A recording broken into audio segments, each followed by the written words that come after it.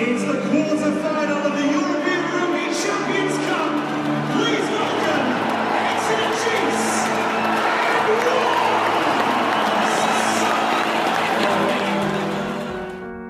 You can't really say anything other than you're absolutely gutted. I'm sure everybody in there is absolutely gutted. So I can't really. It's hard to sum up your emotions. It's just a very deflating experience for us. We've contributed to a really, really good game of rugby, and I think at the end of the day, I think whichever way that final kick went, probably wouldn't have been the right or the wrong answer. But I think both teams could have been justified in winning the game. Credit to Exeter, they're a very, very good side. Gutted we lost in the final kick, but they gave it everything we had, so can't complain yet. I'm really proud of how we turned up here today. Well, I think we've shown some really good qualities, and I think we've made a good Wasp team have to play very well to beat us, and I think that's what games of rugby should be about. Waldron, he's big, he's not particularly quick, and he's hauled down, but he slides over. Is it to provide another try as it did in the Premiership before Christmas? They've got the try. Well, not good. They played brilliant. A few handling mistakes. Fair play to their kicker. Missed two easy ones and kicked the hard one at the end. The truth is, I'll be sorry for quite a lot of our guys not getting the headlines, because ultimately, we've had a lot of very good performances out there. Noel had to hustle it. Brilliant defence, slamming the gate shot, Jack Noel. We still got a chance to take over the top four by the scruff of its neck by playing one in our next three Premiership games, and that's what I hope we've learned. But actually, we've got an opportunity to go to Gloucester, play Wasps again, play Twins. If we play well in all those games, we can actually guarantee a home semi-final. One mistake right at the end there, coming out the line in defence, gave them the opportunity to win. They scored that try, they were clinical. Gopperth, a metronome, isn't he? He can kick the ball. But come Monday night, Braves, we'll take them then. Come in a fortnight, they come down to our place in the league, we'll take them then. If we get them in a semi-final in the league, we'll take them then. Oh, they've gone 80 metres. 80 and no further. And now I said from 80 it could come to the last kick of the game. It really did that. Just great to get out of the group stages and into the quarterfinals. So we're just going to build on that, and now we can concentrate on winning the Premiership. You've got to give Exeter a lot of credit. I thought they played really well. The stuff that they do really well, they did well today. And they get inside your 22, they're going to cause you problems with the driving line and the pick and go game. Harry Williams scores. You know what's coming with Exeter. You know what they're going to do, but no one seems to be able to stop it. Hard to take, but that was a phenomenal game. Over and above the best team in the second half. Just unlucky. That's rugby for you. Both teams attacked from minute one, and it was awesome to watch. Very, very disappointed. It was an exciting game of rugby. Arguably, I suppose you could say the better team won, but I think we were there to the end, and I would like to have seen us get the result, but disappointing. It's a great club to be part of. It's a great team to play for, and I hope this, we'll get better results because we deserve it. The boys deserve it. We have a good chance to win the league, so don't let opportunities slip you by in your career. We've got to make sure that we pick ourselves up. News, views, and behind-the-scenes chat from Sandy Park. This is the Exeter Chiefs podcast. Welcome to the latest Exeter Chiefs podcast, and we've got a lot to talk about, Bentos. We have. You seem to be quite sombre today, though, don't you, Rhino? I am a little bit. It's because you've been listening to me and my sombre music and my mix that I've made. I really like that mix, and I like the way that the tempo lifts towards the end as we realise that there's so much more to be achieved by this group of Exeter Chiefs. But we bring a guest into the studio today, don't we? We most certainly do, and we're kissing each other twice on the cheek. We'll get the music on now. Oh, yes.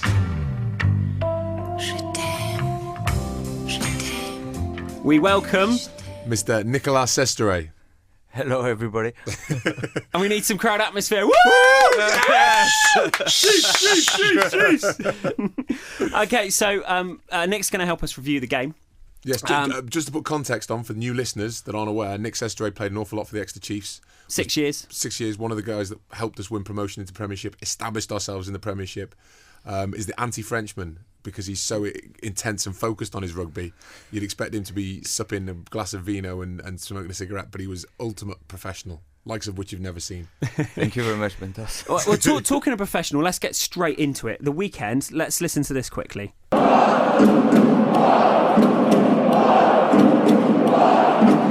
What do you make of that, Bentos, Nick? Is that fair? And will it have been putting our players off, especially during the line-out? Because every time the tomahawk chop started, those drums started. We've got a difference of opinion, myself and the Sess already.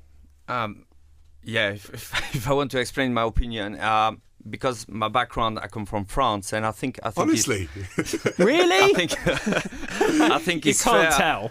I think it's fair. It's done to it's what represents each club, and I think it's fair. It's fair to have your own identity, and if you want to do that on your own pitch, I think it's fair. But it's my own opinion. I can see where you're coming from. From my perspective, if in France, in Toulon, the Pilou Pilou, that is part of their culture. They've always done it. What I find difficult with the Wasps is that it was contrived and created for the moment, that every time a tomahawk chop chant went up, and I had a really scientific survey because I was about 7 pints deep at the time, and when there was a lull in the crowd, I would start doing a tomahawk chop chant, and as soon as we started it, and I'm quite loud so people would follow, as soon as you'd never guess that, as soon as we started it, the drums would start. And there was no sequence to their drums. They weren't picking moments. The only thing they did do, and this was Machiavellian, every time we had a line out, ale, ale, ale, wasps, wasp, wasp. Yeah. Every time we had a line out, just to try and stop the call. I mean, that's going to have put them off, isn't it? Well, Sesto, you played a hell of a lot more top level than me. Does it? I don't think what's going on? No, I don't think you will make any difference on pitch. Actually, I think it's something just between the fans. But after what's happening on the pitch, I think it doesn't make any difference. It was interesting. Chris Whitehead had a big argument with the Chiefs tweeter Steve Parrott, saying that it's not really representative. The players don't get it. Did you play the Saracens game when the fat lady sang? Remember that fat lady came in the See, you don't even remember. I'm sure I can't remember. See, I'm pretty sure Sesto played in the game when we lost at Saracens, and they had this bloke dressed as a fat lady in the stand. And I think that perhaps we're upset as supporters. Is he mic'd up? He's mic'd up in the stand, started singing. Saracens have beaten us. Well, that's not fair. But this is as fans, you and I think that's not fair. And we're almost acting as advocates for the players, but as the gladiators in the arena. But I think it could be even a motivation for the players. The fact they can't hear their own supporters. I think they try maybe to prove a point on a pitch. So I think Well, let's talk about some of the key moments in the game, because I was at the game and I've taken kind of loads. Key moments. There are about 600 key moments. I've taken so many notes. I don't know what to start with. Let's talk about Tank and him sliding over the line. How amazing was that? It was special. That felt like a body blow because it had been to and fro, and he just read that play. But I love it when those certain players who aren't as quick as like a Jack Noel or a Wade get the ball and they're running, and it's like they're in treacle, and you're like, as a fan, oh my god!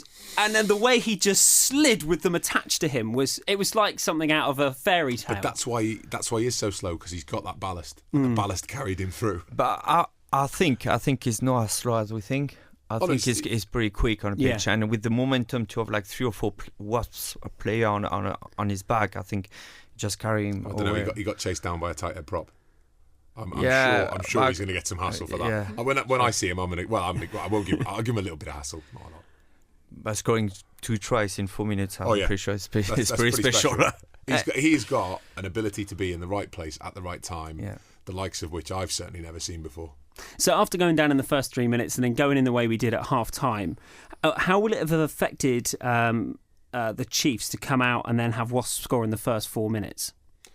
I think you've seen over the course of this year that this Chiefs vintage, nothing really dents them. There's games where we'll go a fair bit behind. The game at Leicester, the game's done and dusted, and I think Chiefs of old would have folded. They just, we'll keep sticking with the task, we'll keep going. I think mentally they're a lot tougher than any group we've ever had before. It's not how you want to start a half, but at the same time, you saw what happened. They rolled their sleeves up, they went back and wrestled it back. I think they're prepared to any situations. I know I worked with Rob and Ali, and they prepare the players all way through the season to any situation. So it could be 10 points or 15 points down, or maybe even like 10 points up, and hard to react from it. And I'm pretty sure they're always prepared for this kind of situations. Well, Rob was just phenomenal after the game, and a lot of media have commented on that. I think Nick Mullins tweeted saying, amazing game, amazing situation, or amazing occasion, and 100% respect to Rob Baxter. So let's hear from him now quickly. We've contributed to a really, really good game of rugby. And I think at the end of the day, I think whichever way that final kick went, probably wouldn't have been the right or the wrong answer. But I think both teams could have been justified in winning the game. I'm really proud of how we turned up here today. I think we've shown some really good qualities, and I think we've made a good Wasp team have to play very well to beat us. And I think that's what games of rugby should be about. So, I think it was two good sides going hammer and tongs, and one team had to win, and it wasn't us today. After that sort of first 20 minutes, you're only 6-0 down. Then the momentum swung back. It looked for a large part as though it was going to be the Chiefs' day today. Yeah, well, I think in any game, especially when you come away from home and in big occasions, there's going to be shifts in momentum. And I think on the whole, we weathered most of them pretty well. And as I said, I think we showed a lot of good qualities. I think, as anything, when we analyse the game, there'll always be things you can do better. There'll be a few things a lot of the players are very hung up about at the moment. I'm hung up about a few decisions I made, during the game as well, because you're always going to second guess when the game's that tight. But as I said, I think the way you've got to deal with it is that emotionally we'd feel so different if we just sneaked to win, and yet we wouldn't have contributed any more or any less to the game. And I think that's the important thing for us to learn. And if we're really going to learn some tough lessons from today, the one we really have to learn is that right at the start of this whole process, we went away to the Ospreys and didn't play very well. And we didn't get a point out of an away game that, when you actually look at how we played through the rest of the pool, we probably should have challenged ourselves to be winning that game. That would have put us in charge, and today may never have happened. We could have been in charge of our own destiny. To be fair to Wasps, through this pool competition, they've kept things in their hands, and they've made sure that they had a home quarter final. And in a game that tight, just maybe that's what makes the difference. And I hope that's the lesson we learn, that next year, because we're going to be in a competition again, if we get a chance to take hold of a pool, we take it with two hands from the start and not have to do it at the end. As you hear there, he's just being 100% pure class as always. How do you think he would have been feeling, knowing him yourself, guys? How would he have been feeling sat there? You've got to take into account that these guys came together in September of last year and began a process, and this was the first real opportunity to push on into the silverware. The fact that it was taken away from us in the 81st minute, hit the conversion, and the boys, they left nothing on the field. They went absolutely bonkers into that game. He must be absolutely destitute, distraught. But the fact that he was able to front the media and call it as he did, and there was a smile on his face, it's just a testament to the man and the team. And it just goes to show why we're so passionate about this team, because they are that good. Rob was quick to turn the conversation, though, and let's have a quick listen to him now, straight into the Prem. Yes, it obviously clarifies that part of things for us. We've now got a tough challenge, and I think with Gloucester losing today as well, it's going to be a little bit about who can recover the quickest and get themselves back in the right frame of mind. And I've actually said to the players, if the lesson we've learnt is that, a few months ago we had the chance to take hold of this pool by the scruff of its neck. Well, we're still in that chance. We still got a chance to take hold of the top four by the scruff of its neck by playing well in our next 3 Premiership games. And that's what I hope we've learned, that actually we've got an opportunity to go to Gloucester, play Wasps again, play Quins. If we play well in all those games, we can actually guarantee a home semi-final. And that probably, that should be the lesson we learn from today if we're going to move forward positively. Rob obviously talking there, Bentos, Nick, about the fact that we were in control of our destiny. We should have won at Ospreys. Wasps were in control of their destiny and got their home tie. Obviously, he's now alluding to the fact that we'll end up with Wasps either at Rico or at Sandy Park. How is that going to be filtering through to the players in the training now? Sesto. I think it's a good lesson they had from this Champions Cup, and how he's going to approach it. And I'm pretty sure they're going to win this weekend against Gloucester.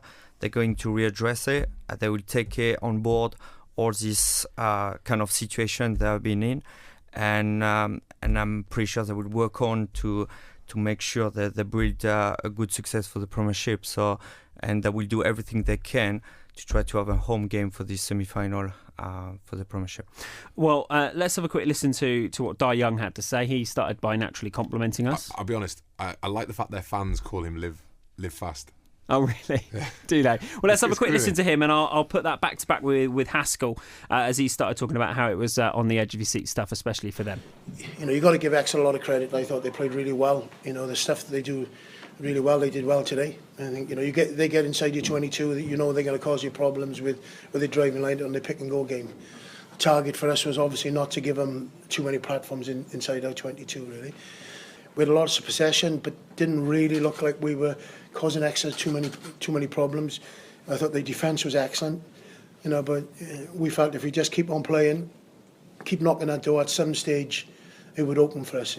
It was edge of the seat stuff, credit to Exeter, they're a very, very good side. I think we had some standout play from a few individuals. I thought obviously Charles Piatal was outstanding. I thought Elliot Day was very good. Siali Piatal was very good. I thought the boys who came off the bench as subs, I thought Thomas Young was outstanding. So all those boys kind of lifted us. In the last 5 or 10 minutes, we showed really good resolve. See, Haskell spoke well, but I'll be honest, I think he got shown up by the man that replaced him with 20 minutes to play. And I would argue he was probably the key player in the whole game. Dai's son. He's one who created the try in the corner over there. It wasn't just he won the turnover. So we're pummeling their line, 13 points to the good. He wins the turnover, they go up and then he's involved. And he did a beautiful offload he carried the line, side, he bounced through 2 tacklers, and then when the third tackler came out, shot from the defensive system to tackle him, he gave the offload, which gave them the numbers up for the try that got them within 6 points. And it was just, if you want to have a big player making a big play, considering he's not an international, he hasn't got the pedigree of perhaps a lot of the players on the field. I've been reading in dispatches, I think there's a few people looking at his heritage. Was he born in England? Because Wales have got plenty of 7s, England ain't got many. We could do with someone like him. Would he want to play for us, though? That's the question. Yes, he would, because England are the best team in the Six Nations. Yeah, true. Nick's quiet. It's like, do I comment?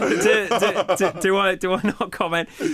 So Nick, what are you doing these days? Because you're not playing professionally anymore, but you're teaching and coaching. What stuff are you doing? I think he's still in the gym. I'm looking at him. He's still rippling. No. He's like me and you, Bentos. I swear, I'm not doing anything anymore. Oh my goodness, you look like a French foreign legionnaire or something. Like He-Man. He's AWOL. So I finished in 2013 with Chiefs, and I went back to France for a year, and now I started 18 months ago at Taunton School. I'm a head of rugby over there, and lately for the past 3 months, I've been involved with Minis Academy, which is a legacy from the World Cup, which 3,000 kids has been coached over the World Cup here in Exeter. So we just carry on with the legacy, and we do after-school clubs, and we have about 9 schools now in Exeter. We have been involved over Easter with David Lloyd's, and we have the first sessions coming on Thursday. Majes, Gareth Stinson has been supporting us. They came to some of the sessions. We work with Jack Clark too, which is a ITS program, which they work with community chiefs, and we linked with community chiefs, which all the coaches deliver our coaching session to the school. So it's from 4 to 7 years old. We work on our ABCs, which is agility, balance, coordination, and obviously we work on our rugby skills with minis. And how do families get their kids involved in that? Because you've got a mascot, you've got Twitter, Facebook. Yeah, we got Facebook, we got a website which is minisacademy.com. We have a Facebook page, we have a Twitter account. And any schools who would like to register, they can go on our website and just register, and it will be a 45-minute session after school clubs, and Chiefs community coaches will come and deliver the sessions. Really good grassroots opportunity in our area. We want to talk about Gloucester in a moment, Bentos, but I think we should just hear the full cut of Ian Whitten. We heard a bit of him in the montage that we produced. Very emotional after the game, and here he is. You've got to use the anger a bit, you can't. At some point, the disappointment's got to turn to anger, and that anger, if it's used in the right way, can be good for us. And it'd be worse. Well, you could sort of say it would be worse if we got, stuffed. But we're playing well, and if we can keep knocking it on, we have a good chance to win the league. So we can't let don't let opportunities slip you by in your career. Got to make sure that we pick ourselves up. Emotions are going to be high then, Bentos, and anger. But Rob talked a bit about sort of using that to motivate and move forward, as did Ian. I don't know if I put it in the cut or not, but he did talk about using that anger in a positive way now to motivate them forward, because Braves play Wasps this week. Well, we're recording Monday, so they play tonight. Then we've got Wasps again in a couple of weeks. Yes. Probably going to have them in a semi-final. Is that now quite dangerous for Dai Young's team? The anger these boys are going to be carrying? I think Wasps, I think the slate's got to be wiped clean. At the moment, the only focus is Gloucester at Gloucester, which for the Exeter Chiefs is a massive game, regardless of any league position at all, because it is ostensibly our local derby.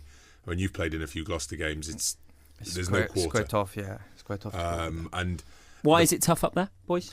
Well, the crowd, I would say, it's the atmosphere over there is pretty intense, and you can feel the crowd, and it's always tough. We know they don't lose many games at home, and so it has been very, very tough. It's a real atmosphere rather than the synthetic one we faced on the weekend. Oh, should we hear that again? Just no.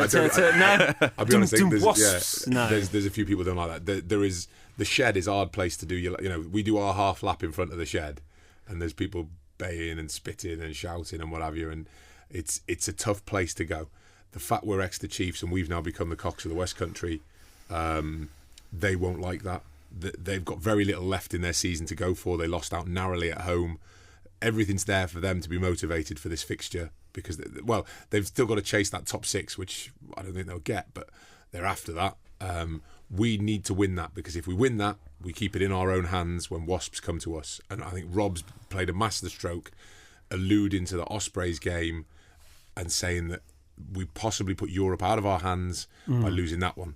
Let's keep the Premiership in our hands by ensuring we get that home semi, because I think if we're at home, we're going to be in the Premiership final. And the pundits and reading the articles in Telegraph, Guardian, etc., it's really starting to lean towards the hype of saying Chiefs will be in the final. Hold the phone. Can I read that? I've gone away to get it because I've got this scribbled down. Can I read this to you? He keeps drifting off, Mike. What's he got? Am I off mic? Am I okay? Right, hang on a sec. Right, listen to this, and I'm going to write this in the Express and Echo. This is not my own words. This is the Sunday Times rugby columnist Simon Jones. When the final whistle blew at the Ricoh Arena, my first impression was this was the greatest rugby match I have ever seen. Not only that, but it murdered the mediocre Six Nations for skill, drama, momentum shift, and eyes-closed sporting agony. On later reflection, the view is the same. This European Champions Cup quarter-final had it all. Tons of it. Look at that. I'm walking off. I'm going, because that pretty much sums up what we merry few, we band of brothers that were there can roll up the sleeve in a few years' time when the Chiefs are top of the pile and say we were there when the finest steel is tempered many times. The boys have had a real big experience. Sitting in the media area afterwards with people from BT Sport, ITV, all the press, people just could not believe, and naturally they're neutral. They couldn't believe that Chiefs had lost that. It was so narrow. And I think it just demonstrates what's going to happen in the future. This is something, a learning and a build. You look at the Chiefs squad, there's hardly anybody moving on next year. We've got 2 more internationals coming in. There's a lot of young boys that are going to be sort of not young boys but become men. The Slades, the Nowandickies, the Ewers, 23, 24, become 25, 26. All of a sudden you look at it and you think, oh yeah. And it's not the getting knocked down, it's the not getting back up. This weekend for the Chiefs, this Friday night is a fixture that is massive, because can we bounce back from a very, very hard place? I think we can. I think Rob spun it perfectly for the guys. You said at the beginning, Bentos, I was seeming quite down. It's been like therapy. You've picked me up. Oh yeah, it's sport though, isn't it? It keeps on going. It doesn't stop. And if you start to wallow in it, you're in all sorts of trouble. So pick yourself up, dust yourself down. Let's go again. Let's have a quick listen to some more fans from the weekend, and we'll speak to you next week. Gutted we lost in the final kick, but they gave it everything we had, so can't complain. Yeah. Hard to take, but that was a phenomenal game. Over and above the best team in the second half. Just unlucky. That's rugby for you. Oh, not gutted. They played brilliant. A few handling mistakes. Fair play to their kicker. Missed 2 easy ones and kicked the hard one at the end. One mistake right at the end there, coming out the line in defence. Your behind-the-scenes access to Sandy Park. with Rhino and Bentos. Thank you. The Exeter Chiefs podcast.